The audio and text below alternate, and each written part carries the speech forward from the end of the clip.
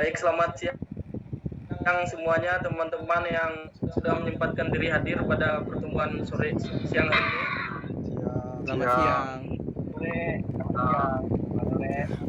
Sore, Pak. Baik, sebelumnya perkenalkan kami dari kelompok 4. Ada Andreas Purwandi, itu saya sendiri sebagai moderator di sini. Lalu ada Puspita Natalisa, ada Wahyu, ada Tamara, ada Berry, dan ada Alfani. Baik, langsung saja kita ke materi kami. Pada siang hari ini kami membahas mengenai Pancasila sebagai sistem filsafat. Baik, Pancasila sebagai sistem filsafat adalah suatu kesatuan bagian-bagian yang saling berhubungan, saling bekerja sama antara sila yang satu dengan sila yang lain untuk tujuan tertentu dan secara keseluruhan merupakan suatu kesatuan yang utuh yang mempunyai beberapa inti sila, nilai dan landasan yang mendasar.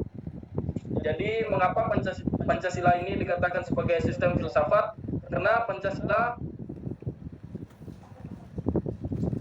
Pancasila merupakan hasil perenungan jiwa yang mendalam. Dan kita tahu Pancasila ini terdiri dari 5 sila yang berbeda. Tetapi tujuan dari sila-sila itu semuanya itu memiliki satu tujuan, yaitu sebagai pemersatu bangsa Indonesia. Yang mana yang kita tahu bangsa kita terdiri dari banyak sekali perbedaan. Jadi Pancasila ini bukan hanya sebagai filsafat tetapi sebagai dasar negara kita juga.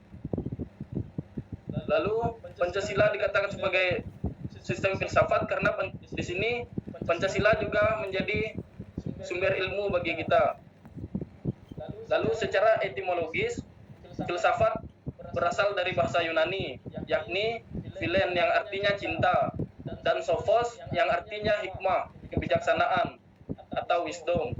Jadi, secara harfiah, filsafat mengandung makna cinta kebijaksanaan. Jadi dari pengertian ini dapat kita simpulkan bahwa filsafat adalah cara manusia mencari kebijaksanaan hidup dalam membangun peradaban dunia atau seiring perkembangan zaman. Jadi filsafat ini merupakan cara berpikir seseorang atau manusia. Baik, kita lanjut ke materi yang selanjutnya yang akan dijelaskan oleh teman kelompok saya.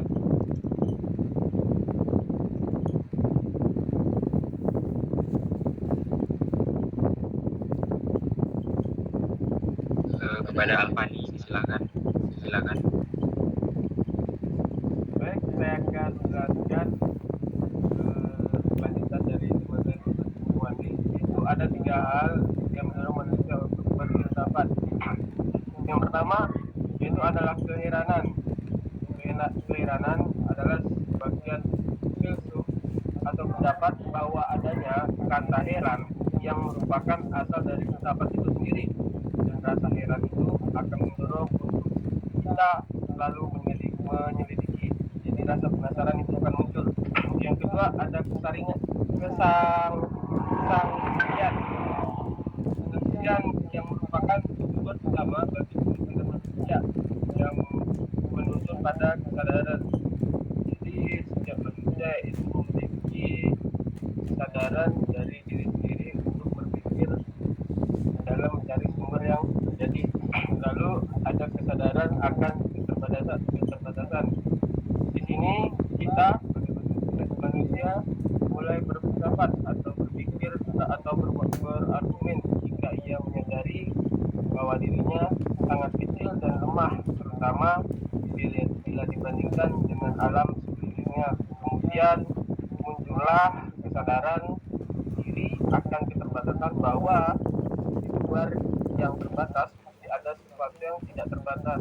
Jadi ketidaksempurnaan dan kekurangan pasti ada kelebihan dan yang lainnya. Jadi sekian dari saya. Lanjut teman saya.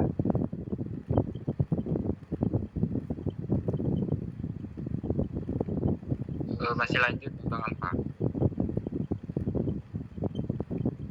Kemudian ada objek filsafat.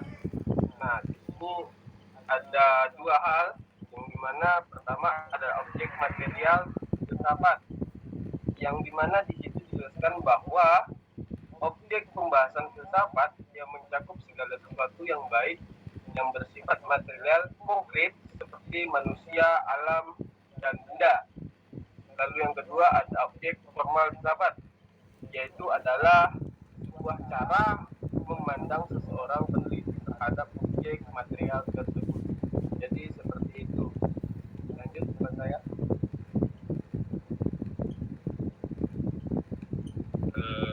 Baiklah, saya akan menjelaskan filsafat terdapat beberapa cabang di mana ada 6 cabang. Yang pertama ada metafisika, yang kedua ada epistemologi, yang ketiga ada metodologi, yang keempat ada logika, yang kelima ada etika, dan yang keenam ada estetika. Baiklah, slide selanjutnya.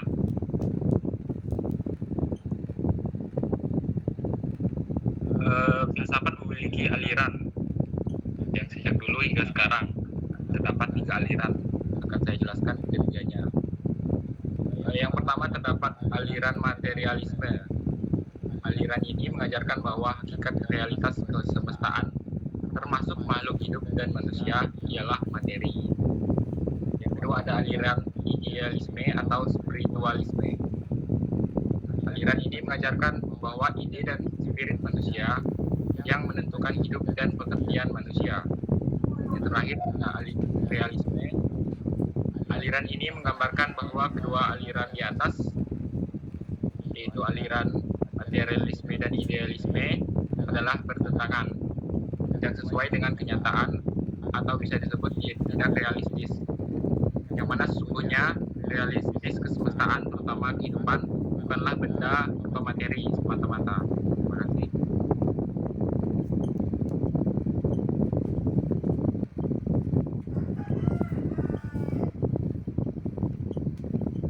Persilahkan kepada Berry. Baik, saya akan melanjutkan presentasi dari Wahyu. Saya di sini akan membahas tentang manfaat mempelajari filsafat. Definisi ilmu filsafat ini adalah upaya untuk mencapai pengetahuan dan mengetahui tentang kebenaran yang sebenarnya. Manfaat ilmu filsafat ini ada 6. Yang pertama, memperoleh kebenaran yang hakiki. Yang kedua, melatih kemampuan berpikir. Yang ketiga, melatih berpikir dan bertindak bijaksana. Dan yang keempat, melatih berpikir rasional dan komprehensif. Yang kelima, menyimbangkan antara pertimbangan dan tindakan sehingga diperoleh keselarasan hidup. Dan yang keenam, menghasilkan tindakan yang bijaksana. Adapun rumusan sila-sila Pancasila sebagai suatu sistem selanjutnya memiliki ciri-ciri berbagai macam. Yang pertama, suatu kesatuan bagian-bagian. Yang kedua, bagian-bagian tersebut mempunyai fungsi sendiri-sendiri. Yang ketiga, saling berhubungan dan saling ketergantungan. Dan yang keempat, keseluruhannya dimaksudkan untuk mencapai suatu tujuan yang tertentu. Dan yang kelima, terjadi dalam suatu lingkungan yang kompleks. Baik, terima kasih. Selanjutnya, Saudari Puspita.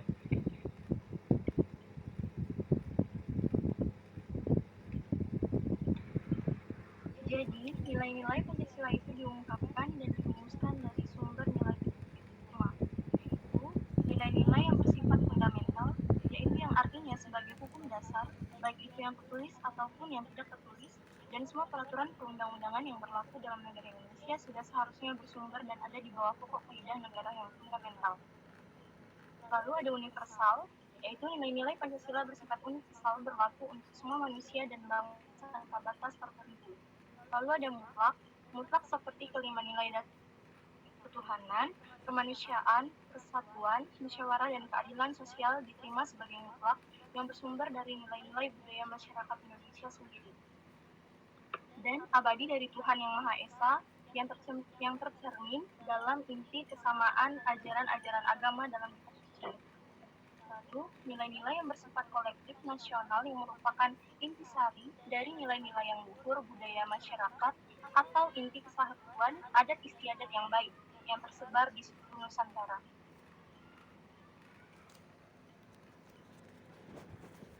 Lazimnya, sistem memiliki ciri-ciri sebagai berikut.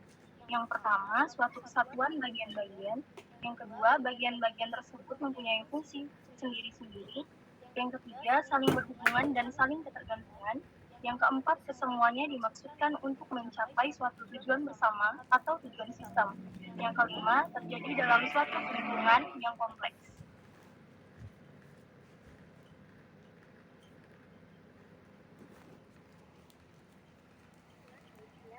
Dengan konsep Bhinneka Tunggal Ika, Pancasila menjadi nilai rujukan kebersamaan atas keragaman budaya dan etnis dari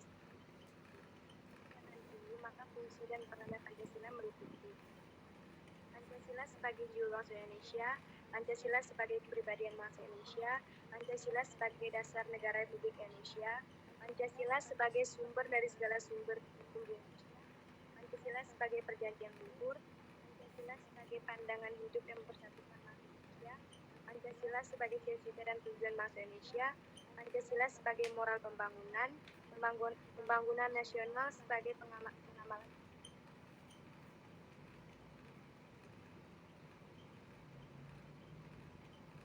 Kesimpulan, berdasarkan pembahasan di atas, dapat disimpulkan bahwa berfilsafat adalah berpikir secara mendalam dan sungguh-sungguh.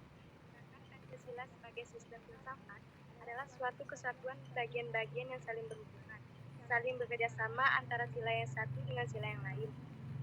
Dan tercipta secara keseluruhan merupakan suatu kesatuan yang utuh, mempunyai beberapa inti sila, nilai dan landasan yang mendasar.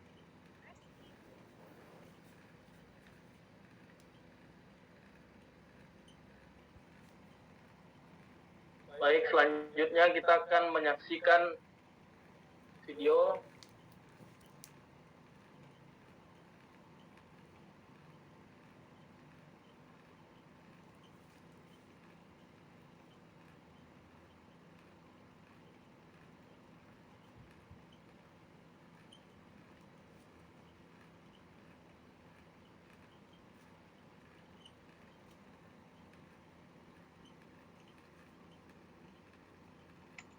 Sebelumnya di video ini kita harus sama-sama membaca karena di video kami ini tidak ada suaranya ya.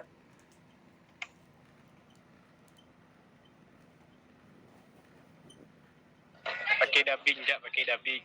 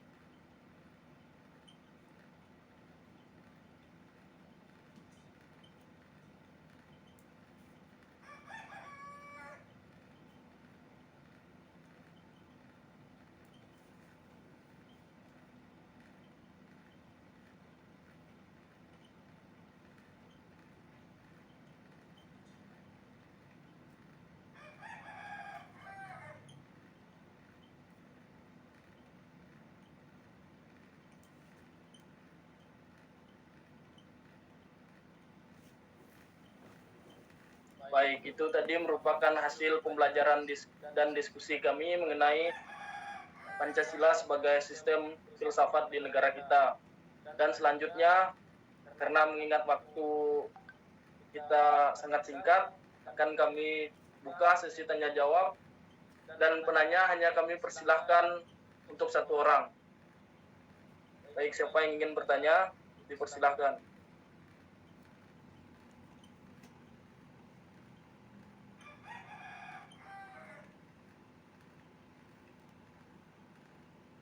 Atau ada yang kurang paham mungkin.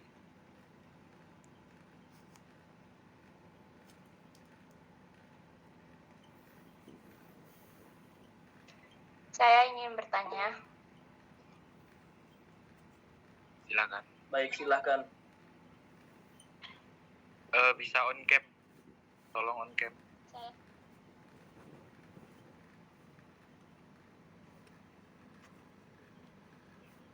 Ya, saya mau tanya. Mengapa sila-sila di dalam Pancasila disebut sebagai suatu sistem filsafat? Jelas? Baik, terima kasih Saudari Tiara, pertanyaan Anda sangat bagus untuk kami jawab.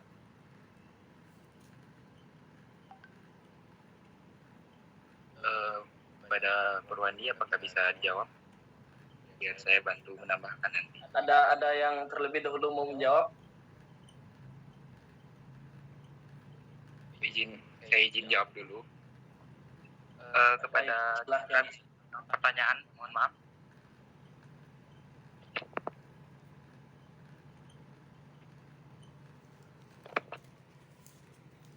Pertanyaannya bisa diulang? Oh, iya. Mengapa sila-sila di dalam Pancasila disebut sebagai suatu sistem filsafat? Baiklah, itu dikarenakan filsafat itu merupakan hasil perundungan yang mendalam yang dilakukan para pendahulu. Maksudnya ini Pancasila ini sudah disiapkan dari zaman dahulu oleh para pahlawan yang telah berjuang. Mungkin hanya itu sedikit. Mungkin Purwandi bisa menambahkan. Baik, saya menambahkan sedikit dari jawaban Wahyu. Mengapa Pancasila bisa dikatakan sebagai sistem filsafat ya pertanyaannya? Iya. Ya, kalau menurut saya sendiri, kita tahu filsafat itu merupakan cara berpikir manusia. Lalu mengapa Pancasila dikatakan sebagai sistem filsafat? Karena Pancasila itu merupakan buah dari hasil pikiran manusia sendiri. Dan yang kita tahu, Pancasila sebagai sistem filsafat itu merupakan